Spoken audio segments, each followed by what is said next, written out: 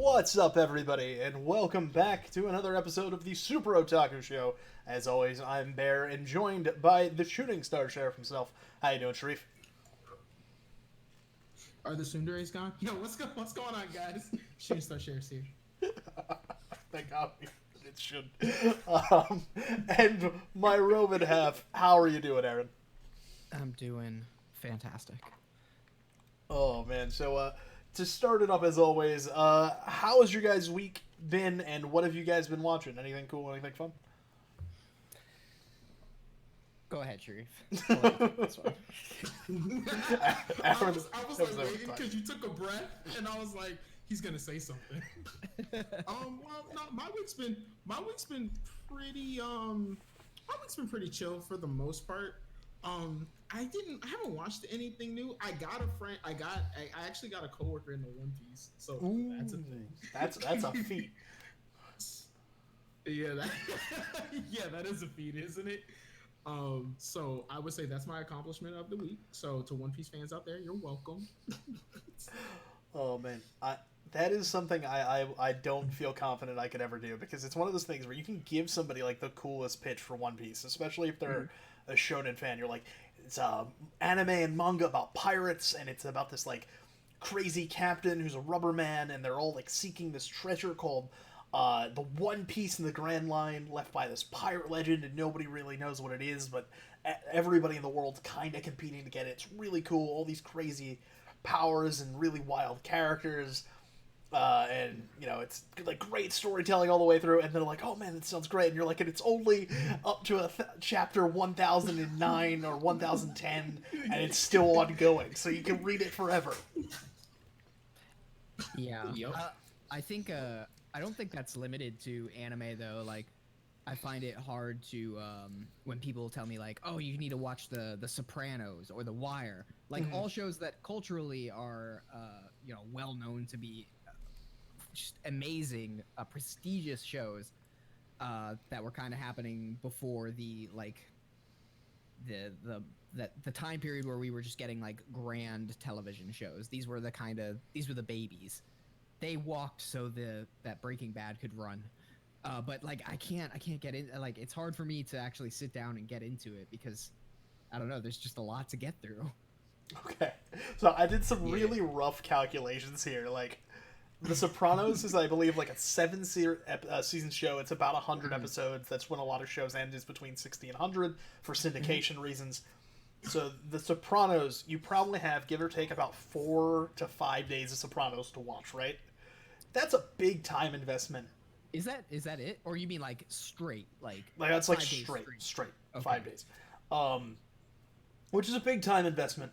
But if you look at what One Piece has right now, currently, in anime, it's probably closer to 15 days. So that's like, yeah, Buddy. it's a lot. You could watch 5 Soprano-sized shows. Yeah, no, it's kind of funny because when my coworker was talking to me about like trying to get back into One Piece, he was like, the last thing I remember was when they were in the island in the sky, and I was like, oof. Yeah, Skypiea is a weird buddy, arc. that's Skypiea. Yeah, even going Yes, back. yes. I was gonna say, even going back and watching Naruto, I had the same problem where I was like, I can't do this again. Like, so many episodes. The only good thing about Naruto is that like there's a huge chunk you could just skip. Yeah. Like, honestly, like right after Naruto and Sasuke fight for the first time, I'm like skipping right to Shippuden. Don't give a fuck. Well, you know that's all filler, right? That like extra 100 episodes is actually filler. Yeah.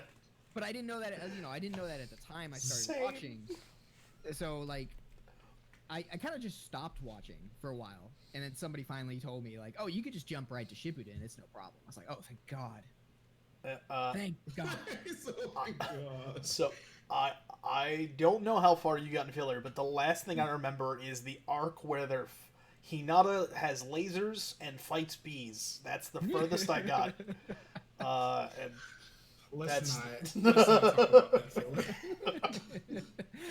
You gotta respect though. You gotta respect a team of of seasoned anime professionals who are just like, you're just like, okay, we don't have anything. I guess just make up some shit, and they're like, hell yeah, B-Man versus Lisa Hinata. Oh man, that is 100%. Filler has got to be a topic on the show at some point. Sadly, not today. But yeah, you got it, Truth. No, I was gonna say that's pretty much everything with me. Oh, this is kind of anime related. I got into Super Dragon Ball Heroes, which is like the weird Dragon Ball arcade game slash like game that came out on the Switch. It's a lot of fun, actually. I'll fight you. I'm really into that. I'll play you. You know. I'll throw down. Oh, really? Let's go. Okay. Okay, let's go. So the fun fact is when I first got here, I had very limited funding to buy games or really anything because I moved down here with only a couple grand in my account, and I knew that had to last for however long I knew I was gonna have to take care of Mom definitively. And after a lot of debate, I quasi impulse bought Heroes when it first came out because I was like, it's a card game, it's Dragon Ball Z, and I had a ton of Nintendo coins. Sharif knows what these are. Aaron does not. It sounds nonsense to me. Mm-hmm. It's a point system. When you buy stuff on the eShop, they give you discounts on later things. Okay, that's not as bad. Yep. So I had like $15 worth of it, so I got a big discount off the game, brand new. So I bought it, and I fell in love with it, and I was so into it. I was like looking up metas online, and nobody had one. And there was only tier lists of which cards were the best. So I was like trying to get those cards and like build things that I thought ran with them. I got more into it than I should have, and I streamed it a lot back in the day. Yeah, I just jumped on board, so I'm like, yo, this game is legit. It's a lot of game too. I'm like nowhere near finished it. I put probably like 50 hours in that game, and I'm nowhere near the end of story. Bro, I realized that there's like over like 1,000 cards in the game, and like they update it still. So yeah. I don't know when the last update was, cool. but they did at least like 3 or 4 updates. They like updated it through like Broly and I think some of the actual World Hero anime that exists that we don't talk about. I think that was the last stuff I saw on there, but it's fun. It's fun. I do like it. Mm-hmm. The important question before we move on is, what race did you pick? Oh, I picked Android. I initially picked, I think, Demon, and then I changed because I like the power of Saiyan better because it's broken. It also fits the story. It makes more sense in the story, which is annoying to me. Majin is what I should have played, though. Gotcha. Anyway. Aaron, do you have anything you've been watching or anything cool, or have you had a slow week? I have nothing to report, Captain. I watched things entirely unrelated to anime, unless you count Gendy Tartakovsky's Primal as anime, in which case I did watch all of that, and it was amazing. It's on my list. It's get to it. So good. Holy shit. I could not praise it enough. Oh my god. Okay. No, I wanted to watch that too. Maybe we need to have a podcast where we talk about that. Yeah. We do have a podcast. It's called We Could Have Done Porn, and Scott, we gotta record an episode. No, next topic. I do think I kind of want to do like a month of Tarkovsky in like the summer or something, and I want to watch through Samurai Jack, Star Wars Clone Wars, and Primal, and like because his art style is really unique and crazy. Mm-hmm. And then we're gonna cap it off though with his opus, his trilogy of truly fantastic films of Hotel Transylvania. Okay, see, no, not his opus. I'm gonna go out and say I'm gonna go ahead and say that Primal is absolutely his best work as a creator. It's just so impressive. Aaron with these nonsense hot takes. Adam Sandler as a Dracula. Spicy takes. Adam Sandler as a Dracula. What more do you want? it's such a weird like and you know it's funny because you can kind of see his influence in it. Like if you squint real hard, you can definitely see the influence. It's all in the movie. It's all in the movie. Oh Okay. man. I guess I guess I've been the weird one. I've doubled down into my anime life. I took a couple days off stream because I got a new job and I was kind of prepping for that and trying to write my life schedule because I have to get up in the morning now like an adult. But I had a lot of time in the afternoons to just hang out and watch TV. So I have caught up and watched all that there is of all 6 of our shows for the review. I watched the Digimon The Last Evolution Kizuna movie, and I only cried a bunch. It hurts, and I don't want... I will not recommend it. It'll make you sad. But did you like it, though? Oh, did you like it? I liked it a lot. But it will make you sad. Okay. It is a movie all about growing up and how Ew, gross. it catches you when you don't expect it, and the kind of consequences of growing up. 3. It's like anime Toy Story 3. Yes, that's the right equivalent. It is about saying goodbye to your friends because you're growing up and things are changing. And just like Toy Story 3, you can be reassured there'll absolutely be more because they won't ever stop because they aren't allowed to ever. Not with this. Like I think that's the end of that initial continuity because they just restarted. They did a reboot of Digimon Adventures where it's the original cast but like a totally new story and rendition of it. Yeah. But that is the canonical ending to the original Digidestined like original run. So the one we grew up with as kids. So it was a time. It's over. Anyway, I don't want to talk about this anymore, so I think we're going to move into news. And Sharif, I think you, by happenstance, have a couple very good segues from this. Do you want to bring up your first bit of news? Yeah. Well, actually, it's funny that we're talking about Digimon because last year, which is funny, right? Because last year was last year, right? Not about to even go into that. But Bandai Namco stealthily dropped these bad boys. Yes, I picked one up. It is a Digimon Virtual Pet. It is a Digimon Virtual Pet. So evidently, well, if you guys don't know, it's from the same makers that make Tamagotchi. Digimon was just for boys, and Tamagotchi was for girls. They redid their entire line, so you could actually buy these. Amazon or GameStop. I got this one from GameStop. Correct me if I'm wrong, but they did them for like all 3 or 4 major generations, right? Like they did the various Digivice versions. Makes me happy. So for those of you who don't know, for every incarnation of Digimon, they would always release these little virtual pets as like the Digivice of that specific season. I know I had the one from Digimon, the one where they become the Digimon. I forget the name of that one now. Because I was a weird boy and I was like, this is the cool one, and everyone else hated it.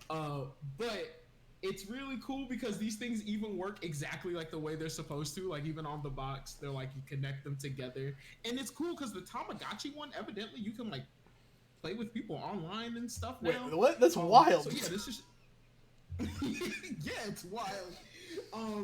So it's kind of funny too because Digimon has also they're going to release a thing called the Vital bracelet. I posted it in the chat, which is actually coming out next month, which is going to be it's gonna be like a workout bracelet or whatever, but it also syncs with like an app that you can use like catch and train Digimon with. So I don't know, man. Virtual pets are on the rise again, and dude, this is really showing my age. So I'm just I was just wondering if I can make my Digimon get more stronger as I get more stronger, this might be what it takes to make me work out. This is what a highly specific market.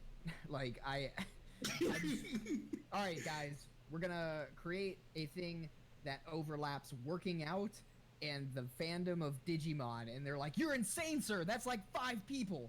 Like, it's a gamble, but we're gonna take it. Okay, so yeah, it's the product overview says that you can digivolve your character according to the amount of activity, such as your heart rate and steps. Digital Monster version Black is now available from the wearable LCD toy series Vital Bracelet. NFC-equipped smartphones that have a built-in NFC chip and are in a state of emitting radio waves with apps, etc. By touching IC devices such as card readers in the city, Digimon can auto-battle. If you use the dedicated app, you can your Digimon can register the picture book and online, and you can insert optional dim cards to change your Digimon. So it's funny because I've been seeing the dim card, which is this little chip that goes into the side and changes like the zones that you're in your Digimon. Because I thought it was like a knockoff Digimon thing, because there's a lot of those. No. There's a lot of those online that just rip off Digimon. Yeah. They're real. Yeah, That's so wild. Like, this does seem like a hyper gimmicky object, like that nobody would actually sell. It's like, oh yeah, we're totally making these. I'm buying them. I'm yeah, buying people one. still waiting. Okay, well, here's the thing. I had no interest in buying this, but now that you guys are getting in on it, part of my competitive side is coming out, and I'm about to completely destroy the competition. I'm gonna get this thing. I'm gonna work out like 6 hours a day. My Digimon will be unstoppable. I'm just looking at Just constantly lifting weights. I'm just like looking at all the anniversary Digivices they have. They have another one that's like $90, and it has it's like a tie-in for the movie, and it looks so cool. Yeah. I want that one too. Yeah, I'm only worried that this is like this is probably going to be a very limited release kind of thing, like in terms of like how many units they actually make. I don't think they would mass produce these, just considering that the audience might not be big enough. They probably make, like a couple thousand, see how many sell of that. If they sell out, they might do it later, but like this seems like one of those things that would be really smart to make only a few and test the waters. I am sadly in agreement that I do think it's going to be like that. And it'll be sold out. Probably will. Don't say that. Don't steal my hope. Yeah. Just like the Gengar Pillow. It's funny. The Gengar Pillow. Did you not, Sharif? Were you not aware of the Gengar head pillow? No. So Pokemon released this plush Gengar toy with a giant tongue that rolls out, and you sleep on the tongue with your head in the mouth. So, it creates a little covering for you. And they sold out within, like, the first few hours that anybody even heard of them. What? And how much? But how it's much Pokemon, so, like, I get it. How much was it, Scott? It was like $200. $200. What? Yeah, it was a lot. For this giant Gengar You head kidding pillow. me? Yep. I mean, So- it's cool, but, like, no. They don't fuck around with plushies in Japan. Like, if you go to Japan and you try and, like, you're thinking, like, oh, it's just like America. I'm going to go to the Build-A-Bear shop and get, like, like maybe at the high end, maybe a $60 plushie. Nah, man, these plushies are ridiculous. I'm real salty. You can't. They're all of these Wow. bracelets are out of stock. Pre-orders open. Oh no, they're not up yet. The pre-orders. Oh no, the I'm wrong. dreaded pre-order. They are sold out. They close next week, but they're already gone. I hate this. I hate this so much. Make more Bandai. That's news. Yeah. So, I see you have another news story in a similar vein here, Sharif. What is this other Tamagotchi news you have here? Oh, so in the vein of Tamagotchis becoming a thing again, right? They've gotten the coolest collab ever with one of the most iconic anime ever. Tamagotchi has a crossover with Evangelion. They are called Evachis. If you want your yes. So you can pre-order those on Amazon. You can get if you really jonesing for some Evangelion and Tamagotchi action, you got your Tama Evangelion vibes going. So virtual everything for me today. Like just virtual everything. I'm googling Digivices now. I'm not googling. I'm Amazoning. I want to see if I can What get. are you? I wanna This know if I can get- Evangelion Tamagotchi is throwing me off. Like, do you have to keep them sane and not depressed? That would actually be, you know what? That would actually be the most canonical thing ever, and I would totally be about it. Oh my god. By the way, did you guys know that the guy that and maybe this is just a me thing that I did not know, that the guy that did Evangelion also did Shin Godzilla? The latest live action I film? did because of the article that I only touched on it a couple weeks ago, but I had read more on it about him directing the new Shin Ultraman. You know what? I really want to watch Shin Godzilla because it kind of looks like it try to take a similar approach to the original film with a slightly different intent. I want to watch it. It looks really cool. And all I can say is that, boy, does that guy hate humanity. He just hates it with a fiery passion. He does not like people. All right. So moving on from Tamagotchis and digital pets, they're going to cost me way too much money, but maybe give me something to fiddle with at my new job, because I'm going to need something to, like, busy my hands in between calls. So anyway, we got two pieces of big Netflix news. One a little smaller than the other, but it's still hella dope, and that is that Castlevania Season 4 is coming really soon. According to IGN, it is coming May 13th. That is so much faster than I expected. It is the last season of the Castlevania anime. I completely forgot that they had 3 seasons because the first 2 seasons are basically one story. Yes. So I completely forgot that. I was like, 4th season? What?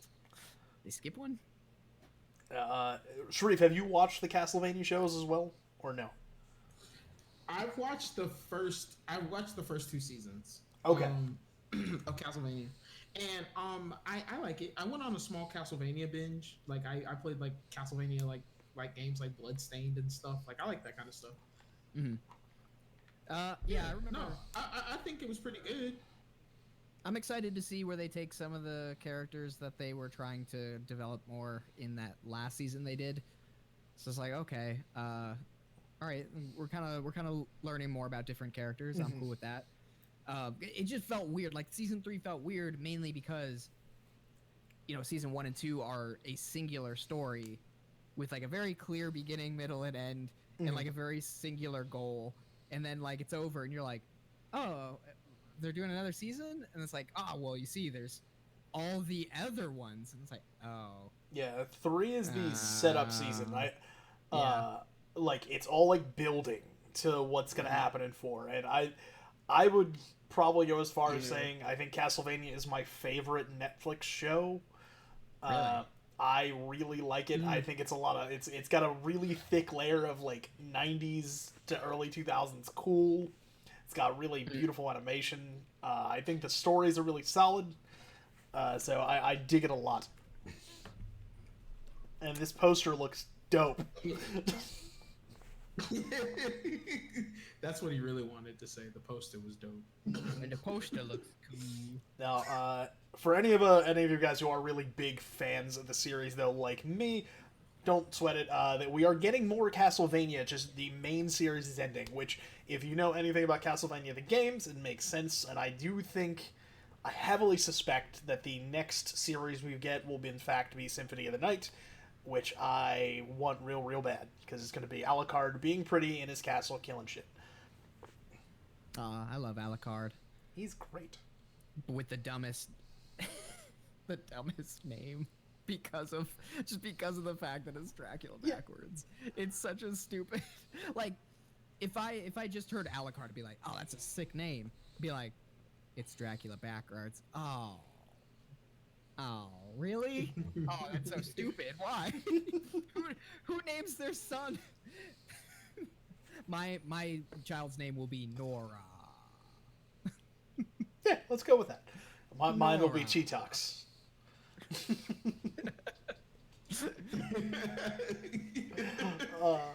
So our next bit of Netflix news is a very cool thing. I think definitely something me and Sharif will be excited about. I don't know if you heard about this one yet, but there is a live-action Gundam movie being made by Netflix.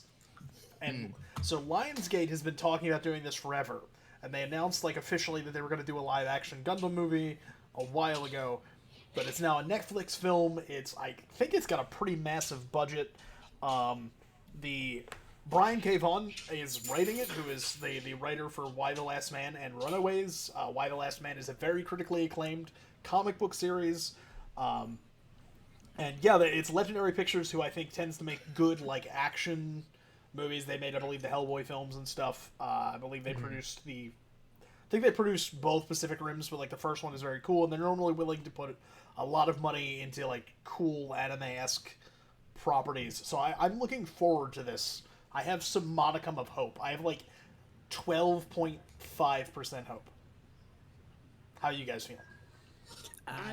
You know me, I'm cynical.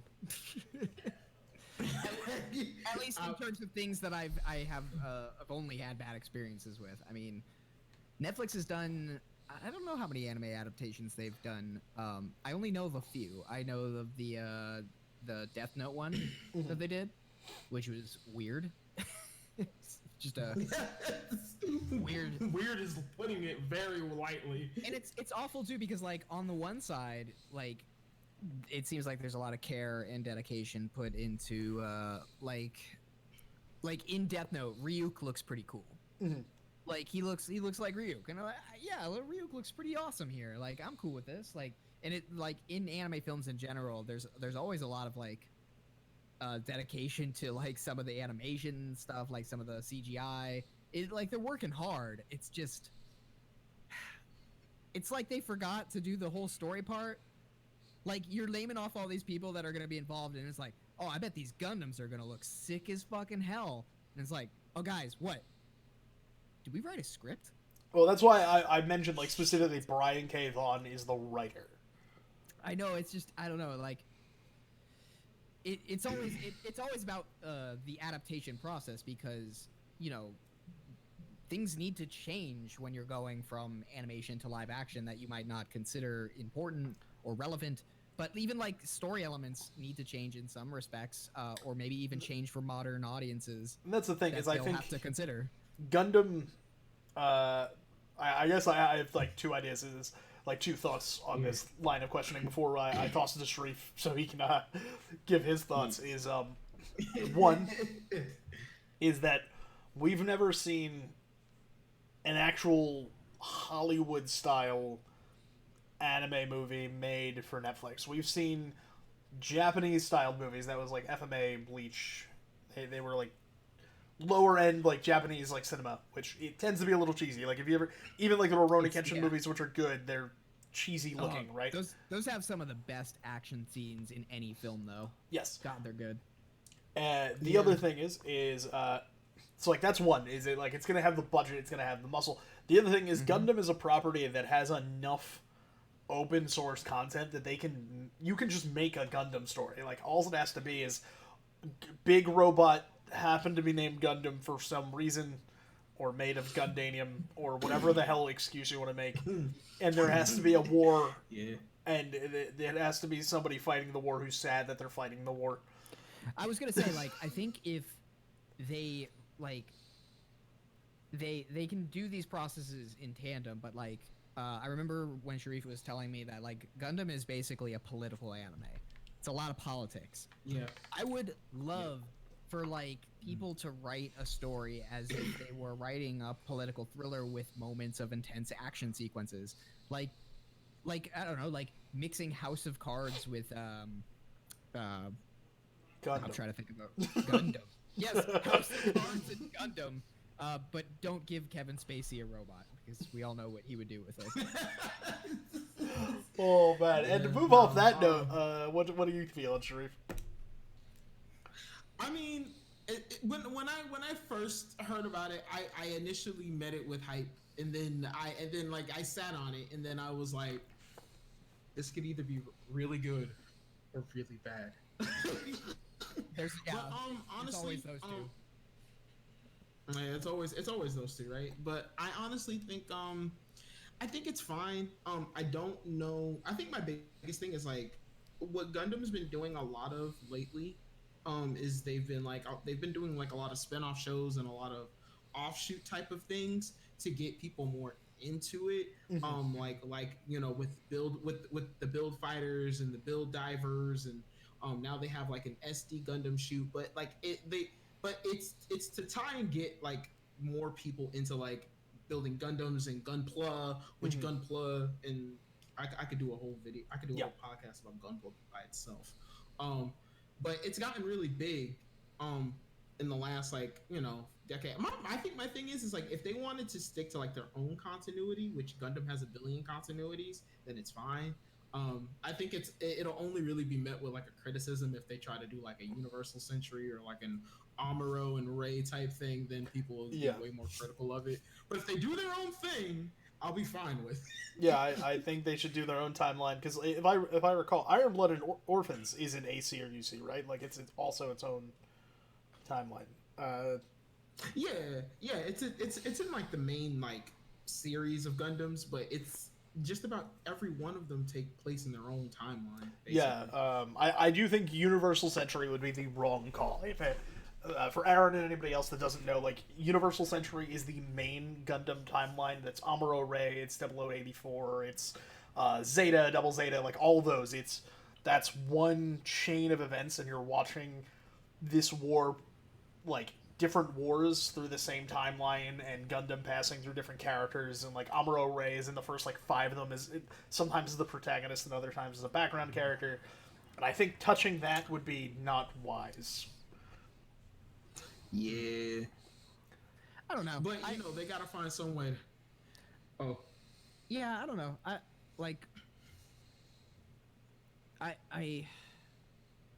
it's difficult for them, right, in this position because like this is a first major attempt at like a fully funded Gundam film or it's gonna be a film, right? Not a TV series. No, it is a movie. Yep. Film. And I think there's probably gonna be pressure on them to include elements of some of the more major storylines because that's what people know. Like this is what you got to know about people with lots of money. They do not like taking chances. Well, and that's the thing. It's people who take chances. Like on its own, the idea of a Gundam movie is a chance. Like that's kind of a feeler because they've never done anything of that scale. Like Death Note's a low end. Like you don't have a lot going on that. Like there's not too much writing on that. It's a guy in CGI Willem Dafoe. Yeah. Yeah. I kind of love the idea of it just being Willem Dafoe. Like, forget like Ryuk, like in his like cool costume. Just have Willem Dafoe there eating apples. Oh, these are good apples. But like a fully funded Gundam movie, that's a big risk. And like, part of me thinks that the producers are gonna be like, "I'm sorry, you're gonna be making things up." Whoa, guys, slow down. Like, we love you, but oh my, do not gamble with my $100 million. Yeah, see, I guess what it is I think there are Gundam stories that exist that are simpler because like the Gundam, I guess the actual original Gundam story arc, the very first one is simple enough. It is the escape from the planet with Gundam on White Base and trying to get to safety. Like that. That's a simple. That sounds like if I were a producer and in touch with my writer, I'd be like, and if I knew anything about Gundam, I'd be like, this seems like the best option. Because if you try and fit like a whole canon's worth of stuff in here, you're gonna have a difficult time. But this has a simple premise. Like let's keep it easy. Yeah, I agree too. I mean, there's a lot of cool storylines and there's a lot of cool things that they could definitely take from.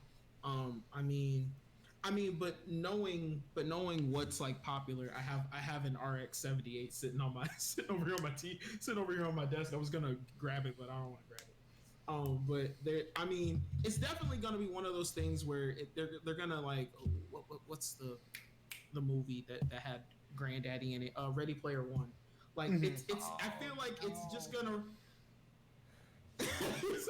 No, I honestly feel like, I mean, I don't want it to be a cash grab, but it probably will be. But as long as the thing is Gundam stories are good because it focuses on the story and the world, and the giant robot fights are just an added extra.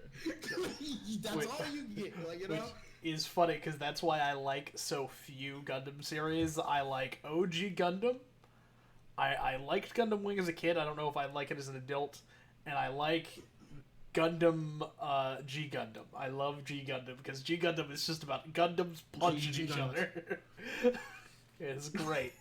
Basically. And then Build Fighters and all those, because those are also about, you know, a game where Gundams punch each other, because I'm a simple man and I want robots fighting. And less of Hiro Yui's short shorts. So, yes, true. So we'll see what direction they take with it. So don't do Ready Player One, please. Please. They already did Ready Player. He wrote Ready Player 2. Guys, Aaron. he wrote Play. It's so stupid. Aaron, it's okay. It's not anime. It's so we don't have to stupid. talk about it here. We don't have to look at the demise that is Spielberg's current career. It's fine. We can ignore it's not about Spielberg. It's just the entire thing itself. The book, the movie. It's Aaron, all it's stupid. fine. We understand. If you have a scar, you're ugly. It's fine. If you have a mild birth, like, it's not even a scar. It's like a. How did you describe? It's a birthmark. Somebody spilled grape juice on the actress's face, and they're like, "I am a hideous human being." She has like the Frankenstein's monster dialogue, and it's like, "Oh my god, what are they doing?" Yep, it's very silly. The Iron Giant doesn't kill people. Stop doing this. Superman. God damn it. Anyway. People. They don't understand the properties they're working with. They're just doing things. All right, we're gonna end off on a Gundam related, but very much more fun note. Is one of the OG directors of Gundam, Yoshiyuki Tomino, was on TV last week, and he had a very fun just quote, and it makes me very happy because it's the kind of like smack talk you don't really hear coming out of anime or Japan ever. The translation basically says that he said my next work will crush Demon Slayer and Evangelion. Now the follow-up Jesus. Now, the follow-up to that sentence is him saying, if I didn't think that ambitiously, I wouldn't be making TV anime past 80. The man is 79 years old, and has been making Gundam since the beginning. He has been at Sunrise almost his whole career. He's written novels, he's done a ton of shit, but I just thought that was dope for this, old head just coming out swinging. He's like, I'm a veteran, and I'm going to do my best because you guys kicked ass, and I want to take you down. You know what's great is that, like, healthy competition. Yeah, man. See, like, you know what's great about that is that, like, Miyazaki would, like, destroy this guy. People would ask Miyazaki, like, people would interview Miyazaki and be like, what do you think of this guy's statement? He'd be like, who? Nah, this guy's been doing things just as long as Miyazaki and just as prevalent. Miyazaki's just, like, super hilarious. Like, I don't know if you've ever seen interviews with Miyazaki, but the dude is just, like, he gives no fucks. He hates, like, everything.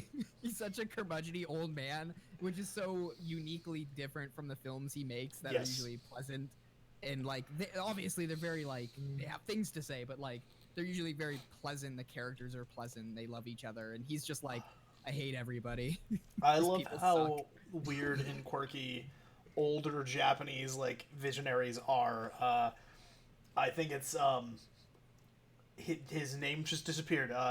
The creator of Mario, Sharif, save me. I'm here. I forget what is his name. The guy who makes Mario, he's still there. He will be Nintendo. What? I forget his name. Oh, this is gonna bother me. I'll look it up in a minute. But like he just like will like see something randomly and be like, "That's fun." And make it like Star Fox came because they went to like a Shinto shrine and he saw the Torah gates and he was like, it'd be cool if you could fly through those. That's Star Fox. That's the whole series. That's Star Fox. So yeah. Anyway, But have you guys heard like Hayao Miyazaki talk about anime though? Like the kind of anime we're talking about on the show more often than not. yeah, he's a very grumpy man. He's so dismissive of it. He's just like that lowly trash. Yep. Jesus Christ, Hayao. Yeah, Calm down. and his producer is the most opposite of him, who is we just Well, yeah, ignore 'cause he him has and make him work. Because he's like the one getting he's making products Yep. toys and shit. He's got to think about the money aspect of everything, and Hayao's just first of all, Hayao for the first part of the earliest part of his career was a Marxist, a literal Marxist. He gave up that ideology. I don't think in favor of any other ideology. I think he just doesn't care anymore. But He's old. Yeah, but it's really funny just because he's a Marxist and his role in the community is they're just just go make your movie. It's all right. You're not making it into some cheap ass toys, are you? And they're like, oh no, go Hayao. No, they're expensive. Now back in the shop. All right, guys, let's talk about this 2,000-piece puzzle that we need to make of My Neighbor Totoro. Oh man. He's not allowed in the business meetings, which is where I want to be. That's how I want to be as an artist. They just don't allow me into the business meetings. They just give me money. It shows up on a little package at the door, and it's make movie. And I'm like, okay. I just walk away. Well, enough about the hypothetical future of both anime and Roman Bear. Let's move on to our topic of the show. As you can see, we got the Be My Rival right above Aaron. I want to talk about anime rivals, and more specifically, what you guys think makes a great one. And as we do this, we can talk about a couple of examples of ones we like and dislike, and pros and cons of them. Because anime rivals, if anybody doesn't watch shonen anime or it's just a lot of anime in general, the rival character is a very key point in a lot of those. They are very often introduced within the first 2 episodes. They are normally of similar power to the main character throughout. They normally have the same goal, but maybe different ways of achieving it and stuff. So anyway, I thought of this. I love anime rivals. I often attempt to weave an anime rivalry into my D&D games. I have a quasi-anime rival that's being worked into my novel as the secondary protagonist. All kinds of stuff. I am Scott's rival. That's true. But little does he know that actually he's the rival in my shonen story. See, everybody always thinks the other person's the rival. See, I'm a rival though, in Pokemon, where I'm just nah, I'm still cooler than you, and look at my car full of. He's fans. the Gary. To your Ash. The most obnoxious of the anime rivals. Gary is kind of a good starting point for people who don't know, get how the rival situation works. Gary's it. He's about as easy and simple as you can make a rival character. He's antagonistic to the protagonist while having the same goals as the protagonist, and that's generally a trait of most rivals, is that they have very similar goals and very different ways of getting it, and sometimes are needlessly antagonistic towards the main character. Gary fits all these so perfectly. He just shows up day one. He's like, "You stupid idiot, Ash. I hate your guts. I will destroy you." And he just goes away, and you're like, "What? Why is this guy just hate Ash so much? Why is this guy such a dick?" It's because he woke up late and he got a Pikachu, but because Ash has a tendency to. I would have less respect for a human being that just did not show up to get an adorable Pokemon immediately. And that's the funny thing is because then if you play Yellow version, he just gets an Eevee, so he can choose to make his Pokemon whatever he wants. Right. It's cool. It's just weird. But when it comes to rivals, I feel like there are. I mean, especially within shonen, because I feel like shonen is probably the biggest of. The biggest one where you're gonna find a lot of rivals is you have 2 types. You have the rivals that must constantly one up each other. So you like the Goku and the Vegeta, which is probably the most iconic one of right next to Ash and Gary. Exactly, super iconic. There's Goku, Vegeta, and then there's Ash and Gary. Yep. In that order. But you have those there, and then like more recently, and then like fast forward where we have Deku and Bakugo, which pretty much follows like kind of the same suit as almost Goku, Vegeta in a way, and then you have like a more supportive type of rivalry, which I would, as an example, I would probably use like Asta and Yuno, from Black Clover, where they don't, where they do challenge each other to become better, but the vibe is different. You know what I mean? Like, well, first off, Asta and Yuno are actually best friends. It's not like a Naruto Sasuke thing where they just hate each other. Personal favorite rivalry is Asta and Yuno. I call it the good Naruto Sasuke. Yeah, I think there's just really good ways to. I think the thing is like, I think what really, and this is gonna be a hot take, but the only reason I really am not too much of a fan of Deku Bakugo rivalry is like, is it good? Does it do what it needs to do? It's like, yeah, but like at the same time, Bakugo, like Bakugo has gotten a ton of development, but it just always feels like something about the rivalry just seems kind of like empty. I don't know if that makes any sense to you guys, but it's like Bakugo just hates Deku because he was quirkless and he couldn't do anything, but then he gets a quirk and then he gets really uptight about having a quirk, and it's just like, even after like the point where they are in the. Is it okay if I like do a slight spoiler or no? Yeah, I think so. We're giving the warning. There's a spoiler for something in My Hero. Warning. My Hero, if you're not caught up, it's just anime only. But once you get to the point where even Bakugo even finds out about Deku's secret, it's still this level of hostility. Yeah. I'm just like, bruh. I'm like, bruh. Yeah. Like, you see them cooperate a little more, but like, it's weird. Yeah, no, I think the thing with Bakugo is Bakugo is the misinterpretation, just like Sasuke is of. They're like misinterpretations of what Vegeta is, right? Where they stay angry and loud, but they don't have anything else. Like, Bakugo has a story, and he's a good character to an extent. Like, he is somebody who has generally the mentality of a villain, where being strong is what makes him right, but he wants to be a hero, and he does heroic things. And that's neat. But he just kind of hates Deku to hate Deku, even, like, as time moves on, where he doesn't have any reason. It's just him being, like, a stubborn teenager, which is not inherently bad, but doesn't make a super interesting rival. I will disagree, but I will not clarify. If you don't clarify, then you don't have a point. But no, I want to say, if we're gonna have that discussion, we're saving that discussion for a My Hero episode, which is a necessary episode. Well, I think you gotta at least clarify a little bit. You can't just make a statement like that. Okay. I will grant you that Bakugo's character at the beginning is purely antagonistic for almost no discernible reason.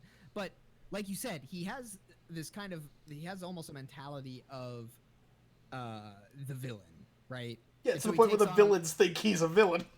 Right. Which I love. Like, I think that's what I love most about his character, is that it makes him interesting, that like he has such a warped idea of heroism, which seems so real to me. By the way, this is a minor, this isn't a spoiler at all, but the Vine character in My Hero, the Vine girl from Class 1B, is coded as like a hyper evangelical Christian. She's like, I must punish the sinners. Okay, she is scarier than every other villain in the fucking cartoon. Like, she made me realize that like this is why this would be the most terrifying world to live in, because like I want you to imagine yes, I am. Imagine giving an evangelical Christian that level of power. I want you to think about how terrifying that I mean, giving any like radical, they would not be a hero. giving. So I'm sorry. Getting back to it, it's this concept of like a completely warped idea of heroism, which is where which is interesting because he's an analog. Like, we'll save a bit of this, but he's an analog to the villains who have a similar view. Like they hate heroes. More importantly, when developing a rival, you are basically creating a funhouse mirror version of your protagonist, and warping a lot of the things that the protagonist has that they do not. So, as an easy example, Naruto like never had a family for as long as he knows. Sasuke did have a family and lost them. So they're in a similar position, are trying to achieve similar goals of reaching higher and higher power for different purposes, obviously. And yet the antagonism stems from the other having the thing that they don't. And like for Bakugo, Deku is the missing piece to him being a fantastic hero. It's the only thing he does not possess. He has everything. He is stronger. He is smarter in combat situations. He is the like person who gets the job done. Like in the strictest sense of hero work, he gets shit done. To a degree that Deku still has not fully gotten control over. But he's not a hero, and like the part that rips him apart the most, especially when he finds out about Deku's where he got his power, is that All Might saw that. Yep. He saw that Deku didn't have the most important aspect of being a hero, and it fucking tears him up. But like Bakugo has always known that, which is why I feel like he's an interesting, a fascinating rival character, because his antagonism basically stems from Deku just being a good person, which I think is kind of relevant. Like, people do that in real life. They can't stand kindness. They can't stand it. And so they're antagonistic towards it. I wouldn't say Bakugo's a bad rival. I just think he's falling flat as time goes. Because I think he's gotten a little... Yeah. And I think that's partially because the show's definitely trying to wrap up. Sharif, would you agree? Because you're pretty current with the manga, right? Yes, I'm current with the manga, so I'm not going to say anything about manga. Yeah, but like, do you agree that like it feels like things are maybe getting a little rushy because he's trying to wrap up? Yeah. I mean, I will say this about Bakugo. Oh. Wait, hold on. Wait. Can you hear us? Did I cut out? No, you're still here. Oh, I can hear you. Oh, okay. I thought I cut out again. No. But no. I do understand Bakugo's point. I do get like what makes Bakugo super interesting. And I can understand why people do like Bakugo. Like, I do get that, it was that, he had that inferiority complex. Like, he has like, he does have an inferiority complex, and he does have I wouldn't say like it's kind of like a god complex, but kind of not, Oh, and there's Sharif gone. Just disappeared. Yep. So Sharif should be back in a few minutes, guys. I'm gonna try and fix the video as best I can. So you have us, but we also have a weird duplicate Aaron there, just so you guys know. Shadow clone Aaron. Oh, wait, you're back? I'm here. He's back. I'm fixing it. Okay, we're good. We're good again. Yep, you've returned. Oh, okay. What was the last thing you guys heard? You cut out like, it's just like, it was like a hard cut. So. Was it? Okay. You said I guess Bakugo has a kind of a God complex. Yeah. Yeah, that was the last thing we heard. Okay, God. Yeah, well, not really like a God complex, but he wants to. He's got that complex to where he's the best, and it's been instilled from him since he was a child, and he sees being kind as a weakness. And I get that whole arc that does make him very interesting. Like, I do get that because his arc now becomes like, now his whole thing is like, now I have to compete with this guy that was chosen by their favorite hero, you know what I mean, to be number one. And I think that does make an interesting arc for Bakugo, but at the same time, it's like I understand he's got to like I understand that he's got to be aggressive, but like at this point it's almost like aggressive to what fault now? Because it's just like Yeah. now Yeah. you just now you know what I mean? Yeah, And no, I guess I agree with that. Like, obviously, I'm not as caught up, so like my knowledge only stems to a certain No, point. you're But like, I'm watching the beginning of like the first episode of this latest season, season 4, right? Is uh is like, okay, this is where every character's at. That's kind of the point of the episode. They're doing a training exercise, and you watch them all do their thing, Yeah.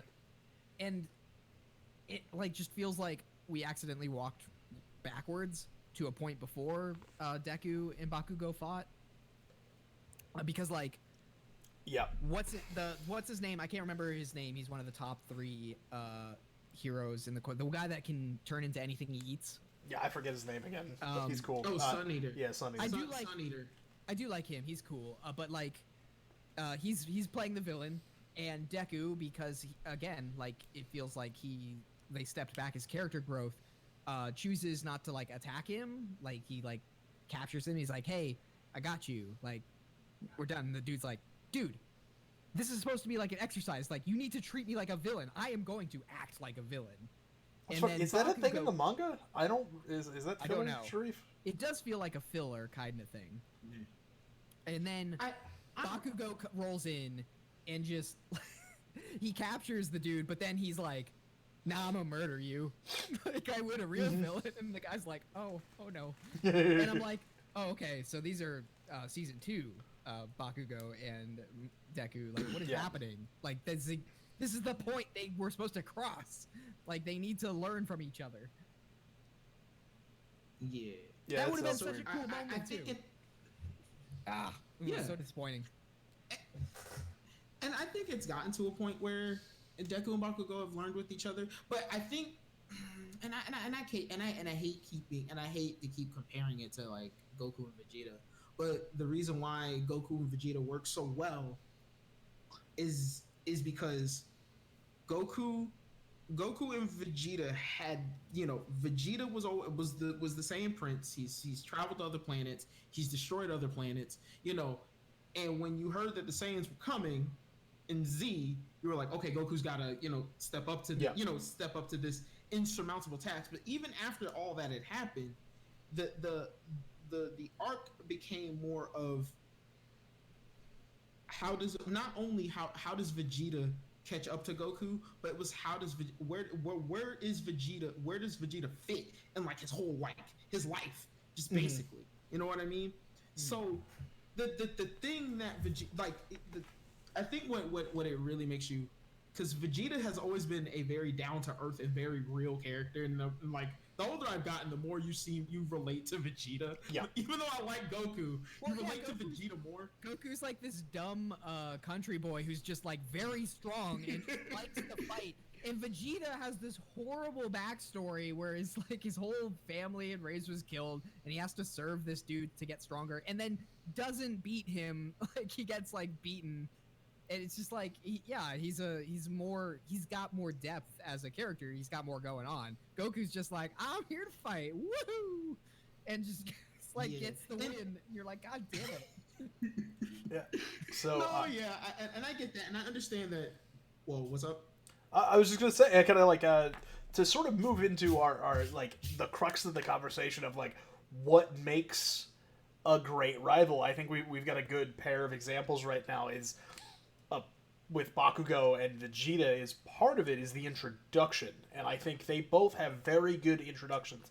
Bakugo's is a little more standard, and Vegeta's is very unique in how he's introduced. Now Bakugo is.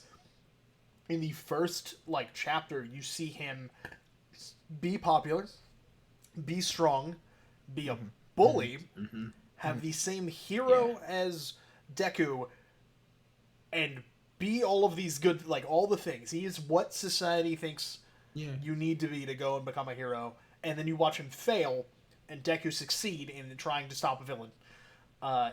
And so you have them built up. Like, Bakugo has everything he needs to succeed and doesn't. Deku has nothing and tries and fails, but he tried. And that's what matters. And so you got this really good build up with them, and then Vegeta's got a different type of build up because that's the Bakugo is episode 1. You know, in like most rivals are, Sasuke is episode 2, I think, or it might be 1 in the anime, but in the manga he's in the 2nd chapter, right after the Shadow Clone. Like in Yu Hakusho, Kuwabara is kind of the rival, but he's really not. He's the buddy, and Hiei is introduced in the first 5 episodes, and Hiei is the rival. Like you get all these guys, and they're normally introduced pretty quickly. Vegeta is introduced halfway through the run of Dragon Ball Z or Dragon Ball, because it is the first major arc of DBZ, and it is you get the setup of Raditz being insurmountably stronger than everybody else, and then he turns out to be a flunky, and his boss is coming, and that's how you learn about Vegeta. And then when Vegeta and Nappa gets there, he is Nappa, and Nappa is also his flunky, and after a year of training and everybody getting better, clowns out the whole squad. So like power wise and threat wise, you have him very well established, right? Like as a villain, what he does for a living, who he is, him being like part of Goku's race, him literally being elite, like his entire status as a person. You know, he's a prince, he is a person of power, but he is also somebody that lacks the fundamental thing that Goku has and always will have, and that's freedom. Goku can do whatever the fuck he wants, and that's go hit things until he's gooder. And Vegeta just wants to be the strongest, because that's what will allow him to be the Prince of all Saiyans. That's what will allow him to express his Saiyan pride. And that's what he was born and told he was supposed to do. And so you have this, like, ideological difference, and then you get to continue throughout the whole series, the rest of Dragon Ball Z, watching Vegeta grow as a person and grow differently from Goku, which is, I think, what makes Vegeta so good, whereas Bakugo is growing and still chasing the same thing as Deku, and I think most rivals kind of do, where they're still going for the same goal, just one's going to get it and the other's not. Vegeta still competes with Goku to be the strongest, but what he ultimately gets and wants is what he has by time the end of DBZ, right? The ending of his character arc is accepting that I'm not stronger than Goku, I do love my son, I want to be with my wife, I no longer need to be the Prince of all Saiyans. That's an arc, and it's very different because it's them splitting and becoming individual people, and I think that's what makes, for me, a good rival, is having them be good competition, being good foils from each other, but ultimately getting full character arcs and finding success as characters in their own ways. Whereas like somebody like Sasuke just fails. Right? Like, he settles for Sakura and doesn't live at home. Like, he just doesn't come home ever. He's literally a war criminal. Like, they're like, bro, like, thanks for the help, like, beating the baddie bad, but, like, you've killed so many people, we cannot allow you to just walk into this village right now. But I will say, like, I think what makes, if we're just getting back to the crux of the conversation, identifying what makes a good rival is that thing I was suggesting earlier, is that your rival should be a funhouse mirror version of your protagonist. They need to have very similar qualities, similar goals, but fundamentally either a different approach to said goal, or or lack the thing their opponent or their rival possesses, which is, for that case, like Bakugo and Deku. But and I will say, just as kind of a side note, I think the way that My Hero handles it well is that they don't allow Bakugo to be a singular rival. So in every anime, usually everybody's competing to be the best of a certain thing, or so you know, yada yada. So like that's the case with Hunter x Hunter. Like they're all trying to be like the best at something, and they just happen to cross paths. I would say no, you're right, because most of them don't even have an interest in being a hunter. And Go's just like, I want to Doctor, hunter of criminals, find dad, not be a slave to the assassin family. Very different goals. But they all have a certain competitive... Fight people for sexual arousal. No, I meant that they all have a certain competitiveness to their nature about, like, interacting with each other. Even though they're all friends, they have a certain competitive nature to each other. And my hero that's ramped up to 11 because their singular goal is I'm gonna be the best hero. And they do a really good job of being like, okay, Bakugo's great and all, but he's a little much. So what if we had Icy Hot Boy be the rival for an arc? Yeah. And then like right now they're kind of building the brainwash kid to be Deku's like rival. Yeah, for this particular like section. Yeah, it's interesting because I would say that outside of Hajime no Ippo, which has to do this, all like the ensemble rivalry is done best in My Hero because everybody does have that same goal. Right. But they take the principles of a singular rival and just give it to different characters at a specific time. Yes. So like while they're all competing, like during the tournament arc, you're not worried about Bakugo. Bakugo is going to do his Bakugo thing. You're focused on Icy Hot Boy because they're building him up to be the sole rival of Deku. Like, this dude is the real one that's going to stand in the way. This is going to be the big one. I mean, Ishida was briefly the rival, like, early on. Yeah, like, he has, like, a small... Because he's... And then they were just like, ass. Go away. We don't care about you anymore. I'm done playing with you. I do agree with Scott, too, on that. Yeah, like, I guess if I had to build a rival, I would definitely think about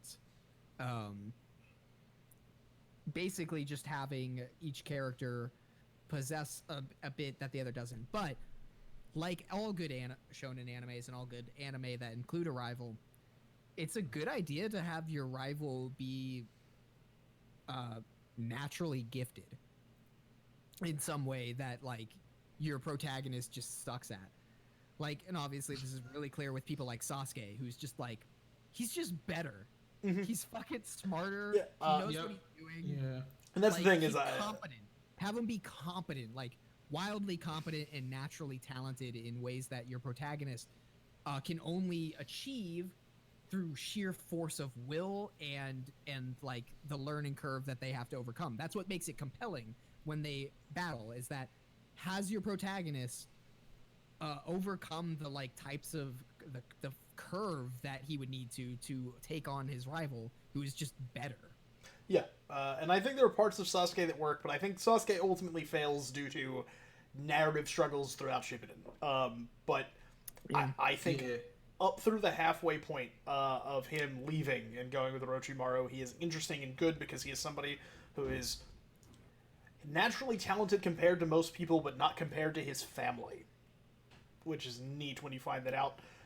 I think the bad parts of Sasuke come from them retroactively trying to build Sasuke and Naruto's friendship as opposed to it being an established thing, which brings me to my personal favorite rivalry right now, which Sharif mentioned earlier, is Asta and Yuno and Black Clover. Because these are two people that grew up together as orphans. They were raised by the same family. They want the same thing, but Yuno has magic and is super dope at it, and Asta is just loud and can lift heavy objects.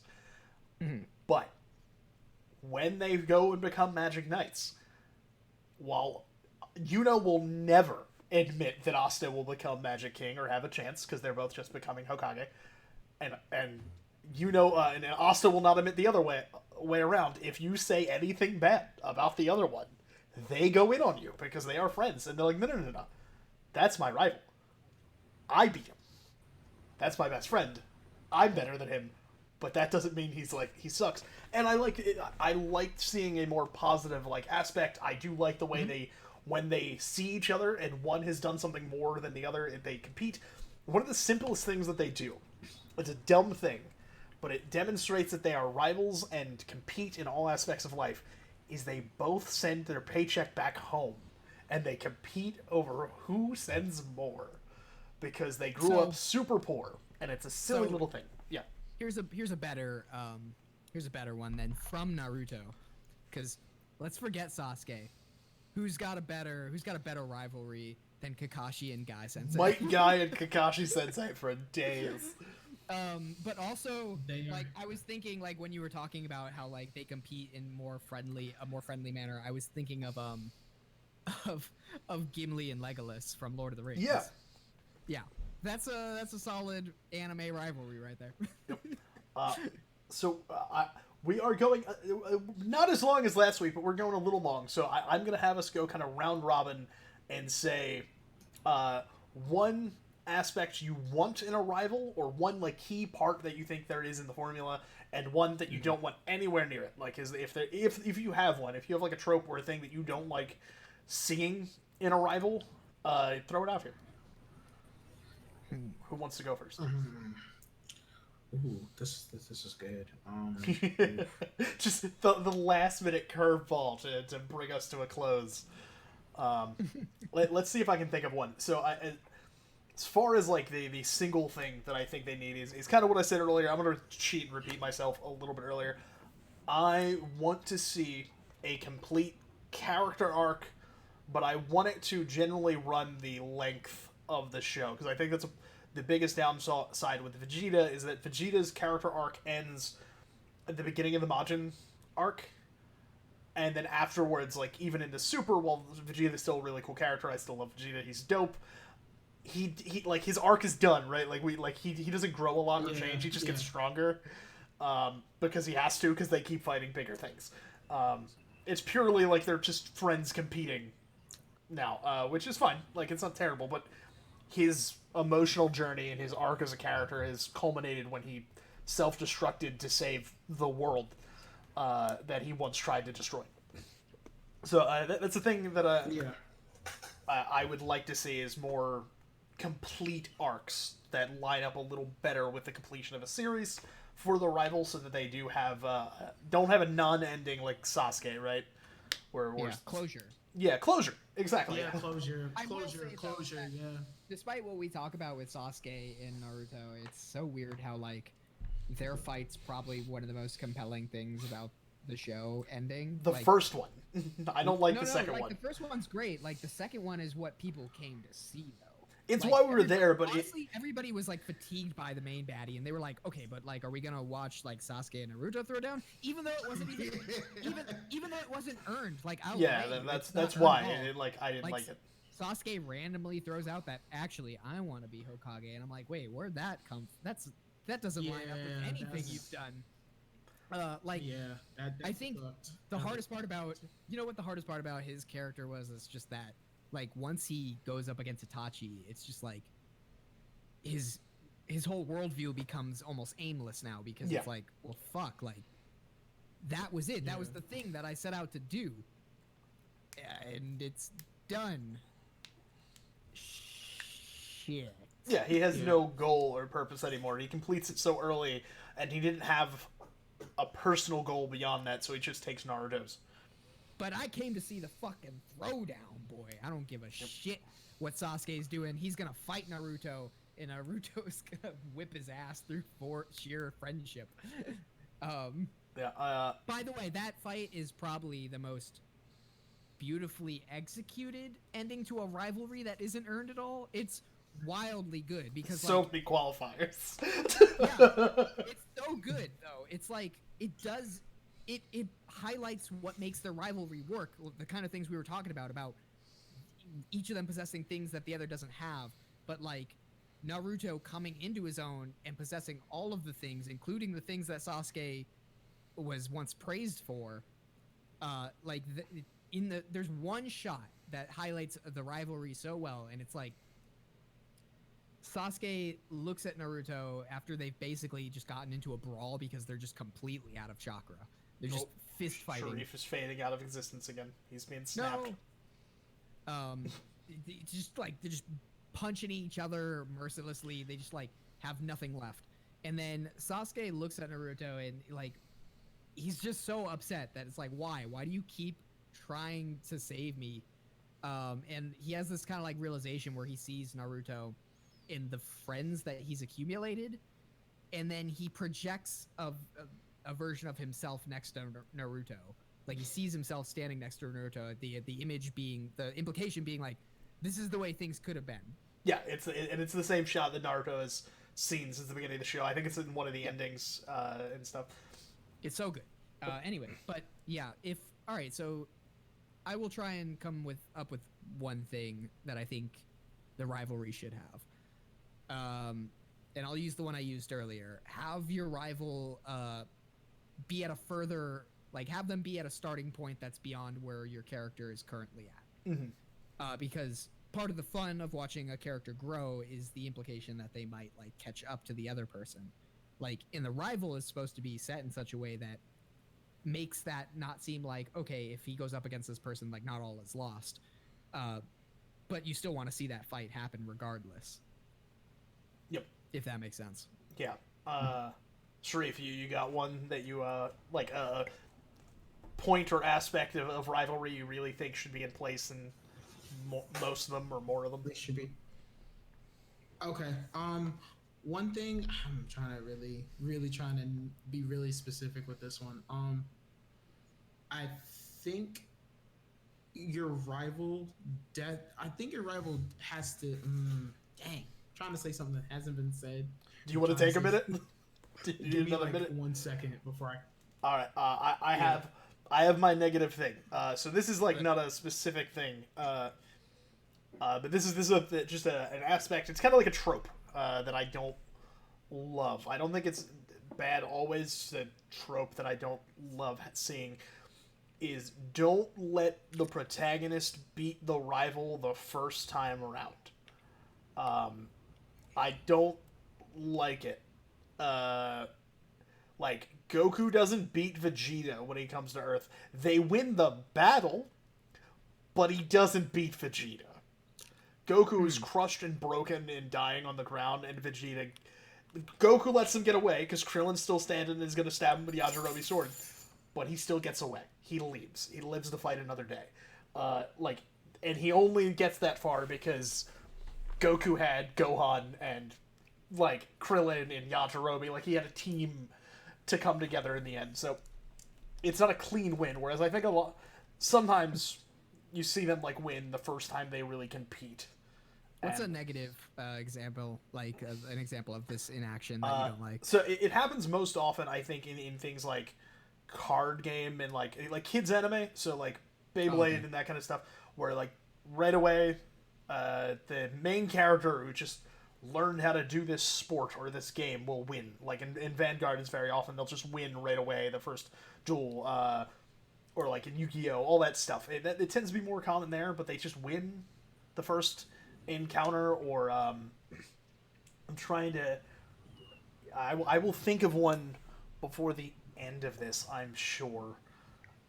I'm gonna go through like my mental Rolodex of because I was thinking like Bakugo and Deku definitely like it's another example of like he doesn't beat Bakugo but he wins the like game. Yeah. So that one still works. Yeah, but at least that's kind of earned. A lot of these are like within the first couple episodes, like they meet and win in the same.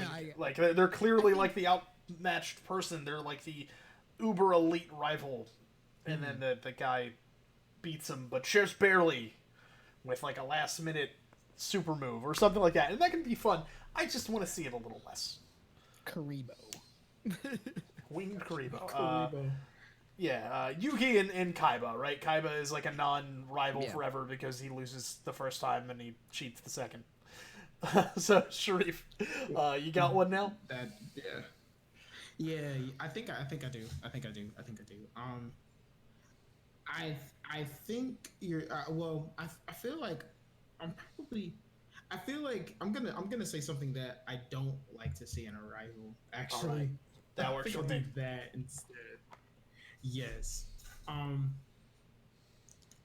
gonna say that when I don't like when I feel like an aspect or a trope that needs to stop happening in with a lot of rivalries is like I think it was probably the biggest thing with like Vegeta, and I guess that's the only reason I'm gonna bring it up is that when the rival has his character moment or his character arc completed, I think there has to be another way to handle that character without having them like be like, I'm just gonna do what you do now, or I'm just gonna, or like there needs to be a different way to approach the character growing in a way that might be in the same vein similar, but it caters more to like who they are as a person.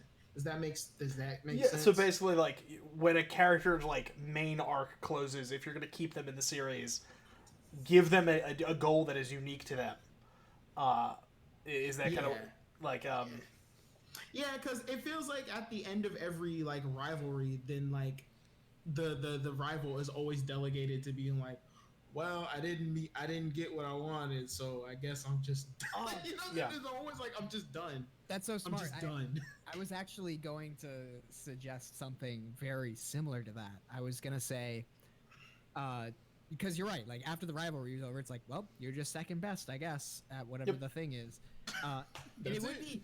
And what I was gonna suggest, maybe it's as a fix to that problem, is have your rival get something separate that the protagonist hadn't considered before, but now also wants, as a way to almost like reliven like the rivalry. Now, obviously, it's a different rivalry, so it's like, oh, okay. But like, what if like, I don't know, what if I was gonna say, just as a minor example of this, like what they're trying to do with Vegeta and Goku right now is they have different power sets. They have chosen actively to learn how to ascend to a stronger level in different ways. Vegeta is a Saiyan through and through. He is his Saiyan pride, and he has chosen to go with Super Saiyan God, Super Saiyan Evolved, and push beyond that way, the way they always have and the way he always has. And Goku is a martial artist, so he's going with Ultra Instinct, which is a like perfected combat state. It is all about intuition and just like raw skill. It's about being a martial artist.